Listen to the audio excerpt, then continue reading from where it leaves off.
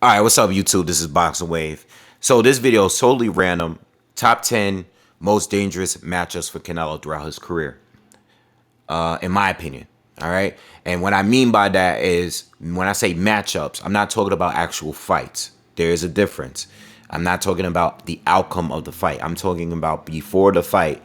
How did I feel about these fighters going into the fight, these opponents for Canelo going into the fight? And the reason why, what inspired me to do this video here is that I recently did a video speaking on Bivol, and I was giving Bivol a lot of praise because I've been a big fan of his at 175 since Ward and Kovalev and Stevenson had their run. Bivol was the next guy up that was my favorite. I like Better BF a lot too, but Bivol has been like my favorite guy to watch at 175 over the years. And I really, really like this fight. I even said that I thought Bivol was the more dangerous opponent for Canelo, above Charlo, above Andrade, and above Benavidez. All right. So I was watching, or I was listening to the Zone, and they had like Akin Bavak.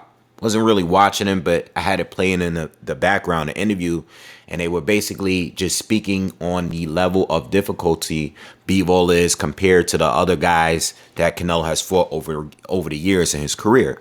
So that is what kind of inspired me to do this video. All right, totally random, wasn't expecting, because my brain started thinking, and I did like a top 5. And then I felt like, all right, this is not enough. I'm going to do a top 10. So from 1 to 10, level of difficulties of these matchups prior to the fight, not after the fight. Get it? Again, I know some of you guys are going to get on here and they're going to be like, oh, but Canelo destroyed him. How would you think that? Some of you guys are going to disagree with me based on how the fight went. I'm talking about how I felt, or many of us felt, before the fight. Okay?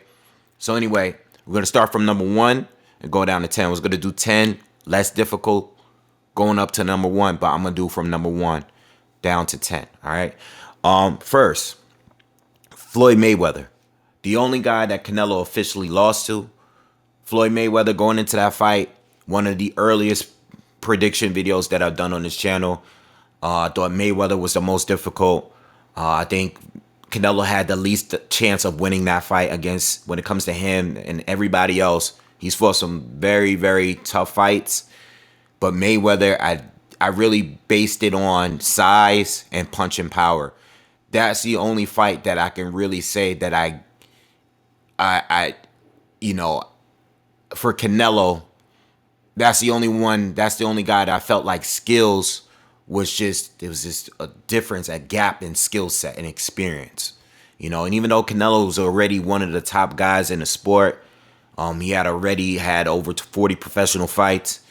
Mayweather was just a huge jump in experience and skill set that I just didn't think Canelo would win. I remember making a prediction video, and I remember people leaving comments like Canelo fan, hardcore Canelo fans, saying I was wrong. You know, people like to say now that Canelo was too young at the time, or even Canelo himself said that. He was too young at the time. He would beat him now. And it's cool to feel that way. But at the time, Canelo, they promoted it. They marketed the fight as the one. All right. It was a big pay-per-view. It was one of the highest, purchased pay-per-view fights at that time. It was a big deal at that time. And a lot of people don't know that. All right. So Mayweather, I thought Mayweather clearly won the fight, but I expected him to. Going into the fight, though, I thought Canelo would use his size more, put more pressure on Canelo, but he actually, on Floyd, but he actually fought a chess match against Floyd, and he got outscored, outpointed in that fight. Pretty clear to me, all right? So that's my view. So Mayweather, obvious, clear number 1. Number 2 and 3 is kind of like a draw, a tie for me. And that's Lara and Triple G. I'll start with Lara since that was the first fight. Two totally different styles, obviously. Lara, I thought that Lara would beat Canelo. I predicted him to beat Canelo because of his style. Southpaw, moves extremely well, knows how to slow down the pace for the fight.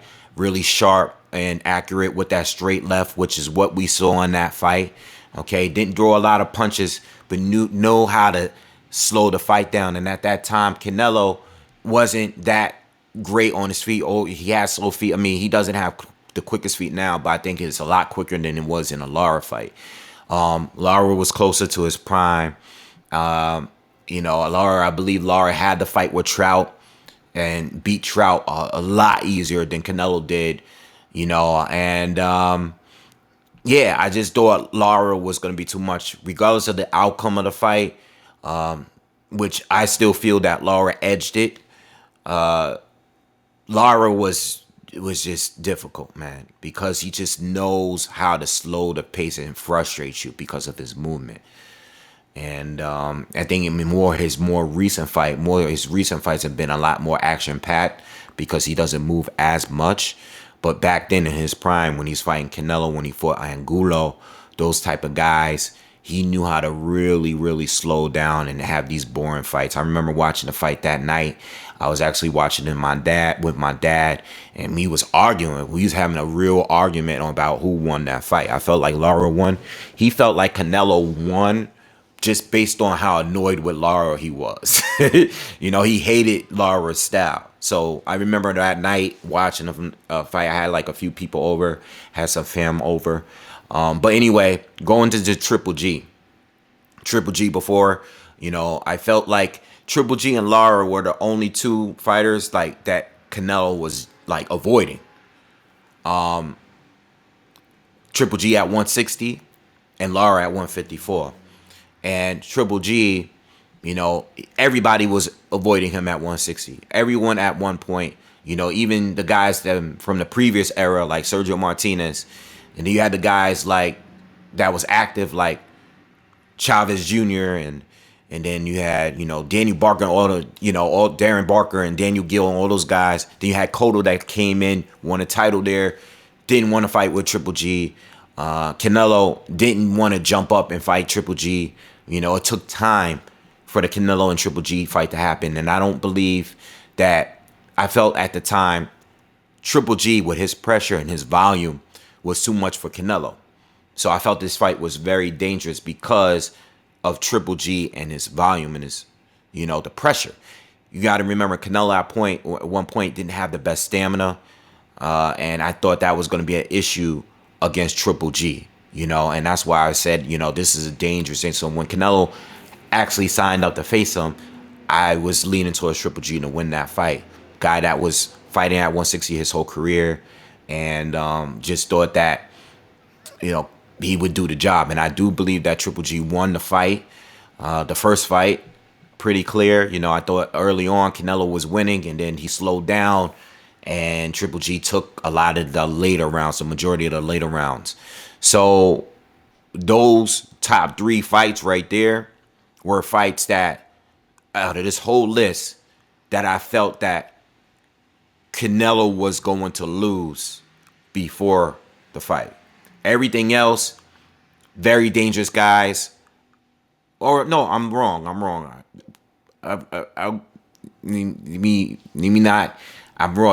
There are people here that I thought that Canelo would lose to, that I was just wrong on a prediction. But anyway, yeah, those three fights to me were the ones where I was confident that Canelo would lose.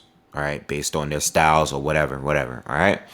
So anyway, let's move in down the next list, and I have Bivol at number 4.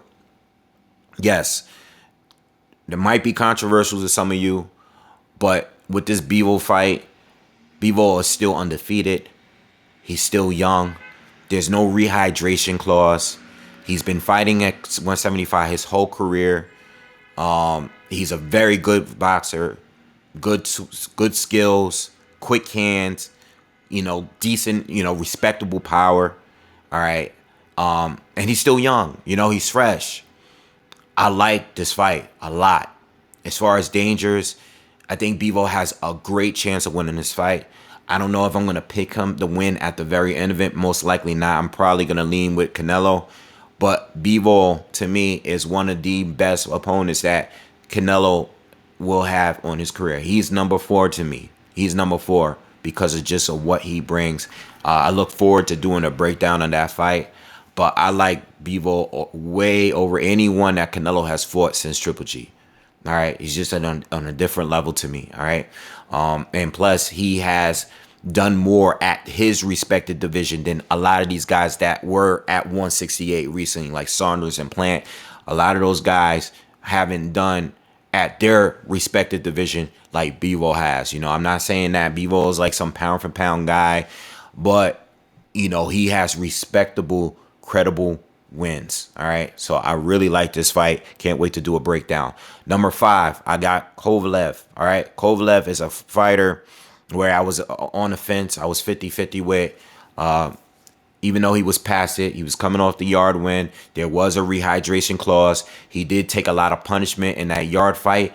And he went right into that fight with Canelo with very little time between the yard fight and the Canelo fight. So for those reasons specifically, I felt like Canelo would win because of the time Canelo had to prepare and the fact that, you know, there was a rehydration because, you know, Kovalev had already been stopped a couple of times. So I felt like for those reasons, Canelo had a great chance. But for the other reasons, Kovalev's height, Kovalev's size, Kovalev's jab specifically. The jab was the key thing that I felt like Kovalev would have that clear advantage over Canelo.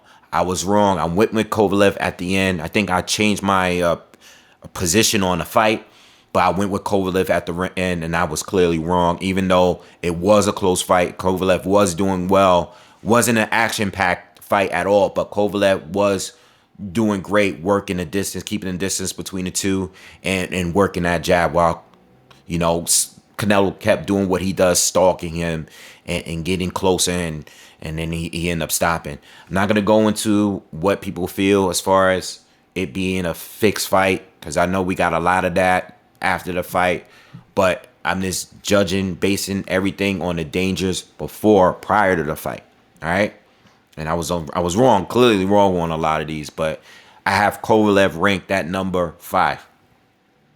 Number 6, I got Billy Joe Saunders. At one point, and this is mainly because of this, Saunders, his speed, southpaw, you know, his quickness, and just his boxing ability, always respected it. Since I've been here at 160, especially at 160, I used to praise Saunders a lot on here. Outside of Triple G, I thought Saunders was the very best fighter at 160 when he was at 160. At one point, what I told you, and a lot of these are based on timing. At one point, I wouldn't have thought that Canelo would beat Saunders. You know, by the time he got to some of these guys, Saunders, Kovalev, who else I have here?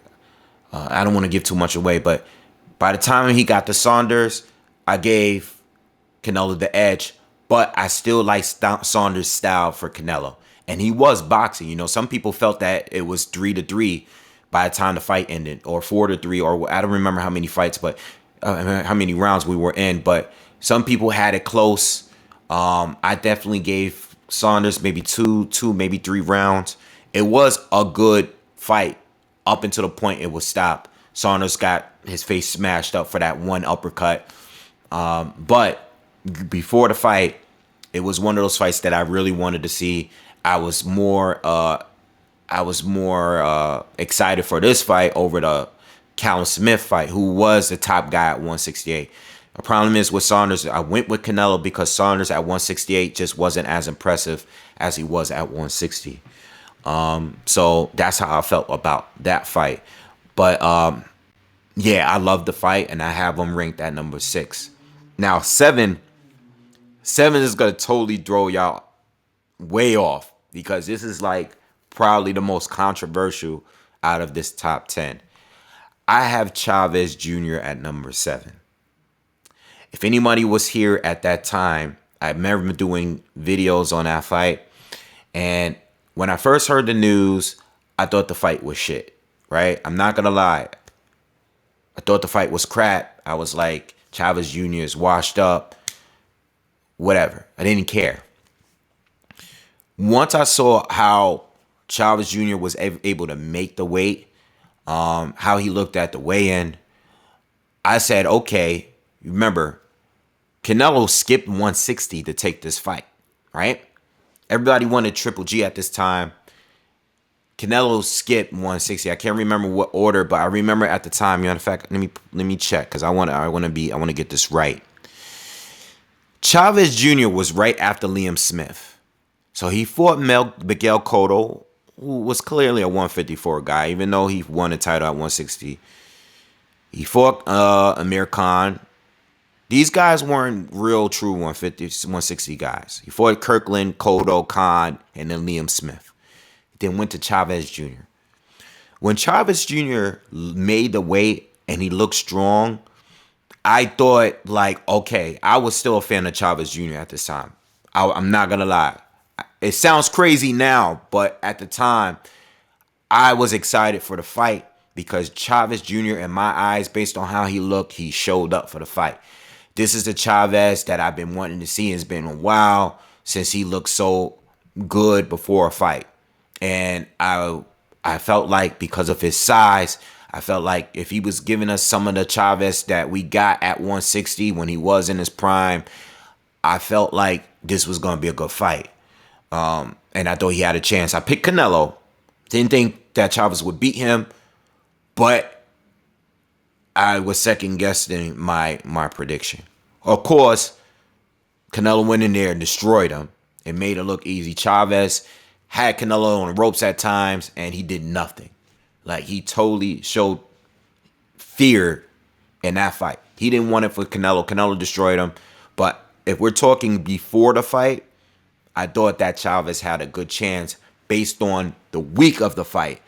Not when I heard the news, but the week, and seeing that Chavez actually prepared for the fight, because we knew how much he liked to slack like he did against Sergio Martinez. I felt like he had a good shot. All right. Number 8, I have Austin Trout. Again, another fighter that you guys probably feel like, why would you put him there? Well, at the time, this was before Mayweather. Canelo, we still trying to figure things out with him. He's younger. He's fought some good people, beating Shane Mosley, beating Josecito Lopez. But this wasn't like, at this point, a lot of potential there, but wanted to see a lot more. And Austin Trout was just coming off of the Cotto win, which was a huge surprise. Someone that, I just wasn't expecting Cotto to lose that fight. So when Trout won, I knew he was a southpaw. I thought that was a bigger win than anything that, Canelo had at the time.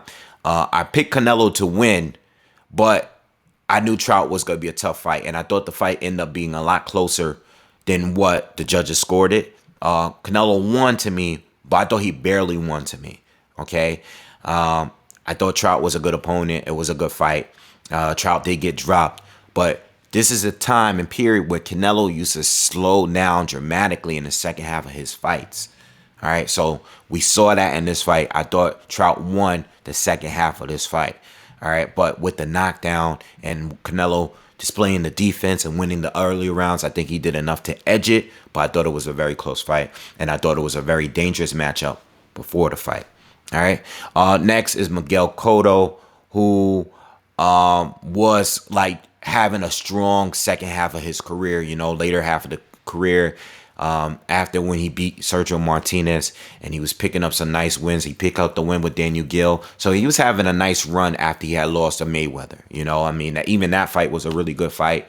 I just thought that even though Miguel Cotto was still a bigger cash cow than Canelo at the time, and he kind of like, he was doing well at the time, I just didn't think Cotto would beat him. I think Canelo had proven that he can do enough to beat guys like Cotto, but it still was a top tier fight for Canelo at the time, and there's still a lot of danger there because of the experience of Cotto, because of the boxing ability and stuff. Cotto's still a very, very good boxer, one of the greatest Puerto Rican fighters of all time, and one of my personal top 5 favorite fighters of all time.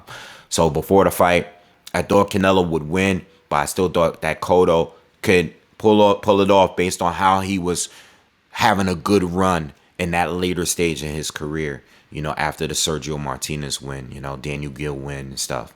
All right, so thought it was a good matchup. And then last but not least, Jacobs. Same thing. Jacobs, top fighter, was able to switch orthodox to, you know, southpaw. I knew he was going to give Canelo good work. I thought he had a great fight against Triple G. I think very debatable fight with Triple G.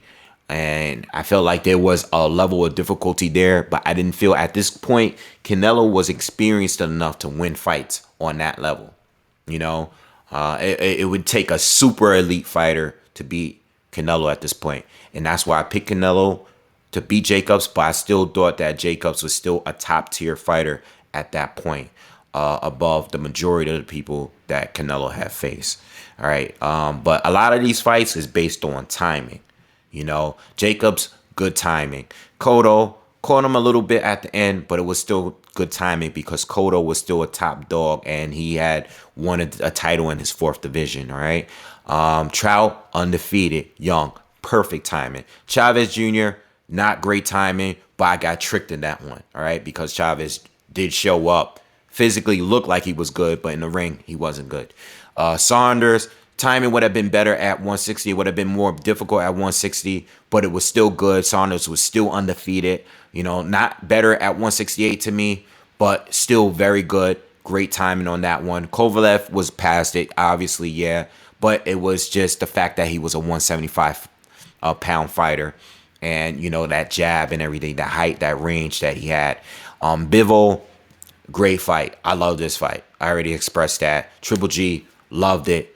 You know, I think timing played a role a little bit in that fight because Triple G was starting to get older a little bit, but Canelo got, and he was prepared and he kept improving leading up to that fight.